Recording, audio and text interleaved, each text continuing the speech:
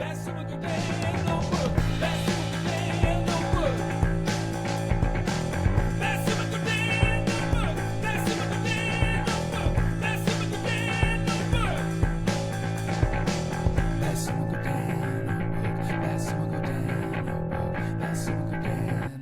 Arpin, how nostalgic were you this weekend to see the Nordiques, the blue Nordiques jersey on the Avalanche players as they were facing the Montreal Canadiens? Did it revive something, in your memories or in, I don't know, your childhood experience of the rivalry between those two teams?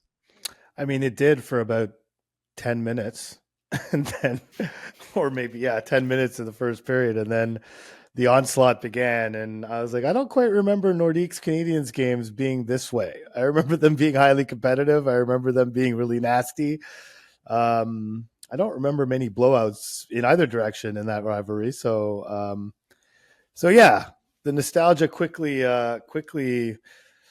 came back to the present when, and I wonder if the old Nordiques fans, this was like a double-edged or a doubly bad memory in terms of not only do we not have our team, but our team moved right as it was on the cusp of becoming this. And like, It's been 30 years, there's been some dark times in Colorado for sure, but by and large, they've been one of the top teams in the league since they moved. And so it makes that move probably harder to swallow for people who saw that blue Nordiques jersey and felt more anger than nostalgia.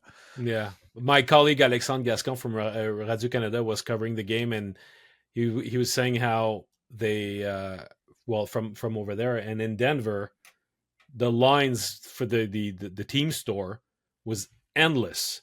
I mean, they sold so many of those jerseys, and I guess, in a very cynical way, that's pretty much what was the purpose of the whole thing.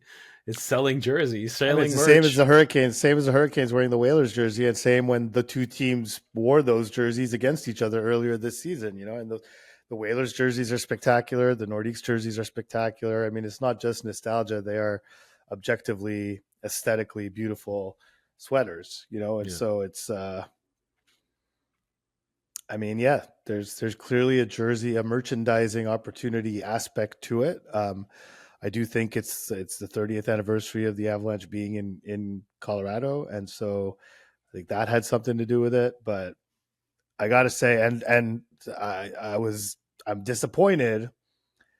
When we watched when the Red Wings and Rangers wore their home jerseys against each other, the blue and the red, I thought it looked fantastic, and this is something teams should do more often. And I thought the Canadians missed an opportunity to wear their reds that night in Colorado against the Nordiques blue. I think it would look great on television, but yeah. I was told that the league was not keen on that because obviously there were talks about the Avalanche wearing the Nordiques jersey in Montreal when they later come this season. So there's an issue with that because if the Canadians were to wear their white jersey, it would be a problem because they've got sponsorship agreements, on their jerseys, both home and away jerseys. Yeah, of course. And the amounts involved are not the same. So so there's a company who paid to have the Canadians play in their red jersey 41 times a year at home.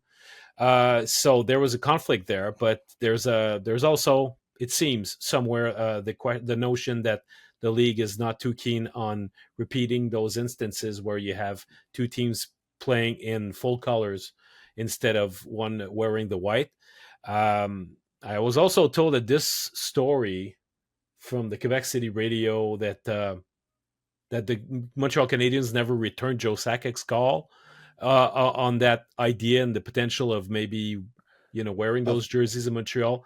It's all bull because Jeff Molson was in contact multiple times with Joe Sakic, or so I was told.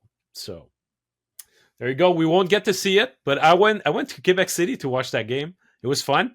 I went to the oldest tavern, the last tavern in Quebec City to accept women, within their establishment. What year? What year did that happen? It seemed I was told 1987, so 1987. that's pretty late in the game. Yeah, Good Lord. Were there yeah, any women there that night? yeah. They were. Oh, Yeah, good. they were. Good. But it's interesting because there's obviously time with time passing, fans in Quebec City, a lot of them have converted to the Canadians just because nature nature A needs to lot of fill them. the void, right? A A lot of lot them of weren't alive when the Nordiques were there. When the Nordiques were there. yeah, for sure. And but there's also there must have been a lot of people whose parents were Nordiques fans and all that. But it's just that for those Quebec City fans who cheer for the Canadians, it must have been very counterintuitive and maybe a bit of a cognitive dissonance to cheer against the Nordiques The jersey. Nordiques. Yeah. So it What was the wasn't vibe in that bar? What are the well, people going for? it was 50-50. Ah, 50-50 okay. people Interesting. wearing Nordiques jerseys, some wearing Canadians jerseys, but I mean Canadians fans did not have a lot to cheer for, and some of it had to do with the fact that the Canadians' defensive scheme was probably, not up to par, and the way that they should have gone about their business. So today was interesting because Martin Saint Louis had took another L, another loss, right? So it Yeah. was an interesting admission on his part. Yeah, because again, well, every time he's done this, basically he's not really been put in a position where he was challenged or he was like where he had to take the L. I mean, this was a case where so Martin Saint Louis today was asked by André Barbeau of RDS, what did you learn from that game? What do you hope to move forward from that 7-2 loss in Denver and use going forward? And he started talking about, well, we had a good start, blah blah blah. He was just kind of talking, and then he was like, and we played very passive, and that's on me or us, the coaching staff, that apparently they asked the Canadians to play a passive, sit back and wait in the neutral zone, basically without saying the word, basically a trapping style um, against Colorado because of their speed, and I guess and he claimed when I followed up on it, he claimed that the travel, the back-to-back nature of it, the altitude had nothing to do with it. It was a tactical decision that they would not go toe-to-toe with Colorado's speed and essentially try to absorb it and kill it in the neutral zone as opposed to attacking it. And so the lesson, according to Marty, sorry, what? Yeah, play a bit. He asked them to play like the LA Kings, and they're not like that. The No, that's Canadians it. are. And so you had before we talked to Marty, we talked to the players, and you had Sam Montembeau say, and we were kind of annoyed that we didn't play the way that we like to play, especially in the neutral zone. Mike Matheson made reference to it. Like this was, and it sounded like when they were saying it, it sounded like the players didn't play their style. So again, it was good on Marty to sort of take ownership of that and be like, no, that was us, that we specifically asked them to play that way. And the lesson learned, as Marty put it, is like we are better when we are taking away time and space. So basically being aggressively attacking puck carriers and aggressively trying to force turnovers or force dump ins, which has been their mantra from day one of training camp, that this is how we're going to defend, is by avoiding having teams play in our zone at all. That was set aside for one night, and this goes back to he says it's not, but this whole goes back to like how do you manage the schedule, especially in that situation. Colorado was also traveling. They played the day before in Minnesota on Friday, lost that game in extra time, not in regulation, so they still only have one regulation loss, but they lost the day before. They had to fly from Minnesota to Colorado, which is a much longer flight than Las Vegas to Colorado. But their bodies and their lungs and everything about them is used to playing at altitude, and the Canadians are not. And almost every time the Canadians play in Denver, as long as it's not a back to back like it was on Saturday, they arrive a day early so that they can have a practice at altitude and try to acclimatize and try to get their lungs adjusted to the thinner air, which is a real thing.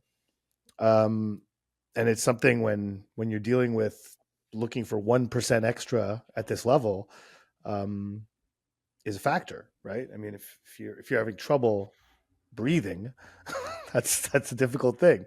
So, but Marty says that it had nothing to do with that, this decision. But um, you looked at that whole trip and what Marty said before it, kind of like, I'm looking 1 week at a time. Right now, I'm worried about Wednesday, all this stuff. But if you look at the whole stretch between now and Christmas, it's going to seem overwhelming. Well, that's true. You don't want the players to think that way, but if you're the coach, I feel like you do have to think that way. How do you plan practices? When do you probably how are you managing energy? And And even he mentioned how, again, how he was aware that he could not ask Nick Suzuki to play yeah, so much game after game after game, especially this month. He's fully aware. he said it. Yeah, yeah. Especially this month. So he really Yeah. poo pooed the question on Monday. I was like, you can't think that way, but he's thinking that way a little bit. And so, and he should.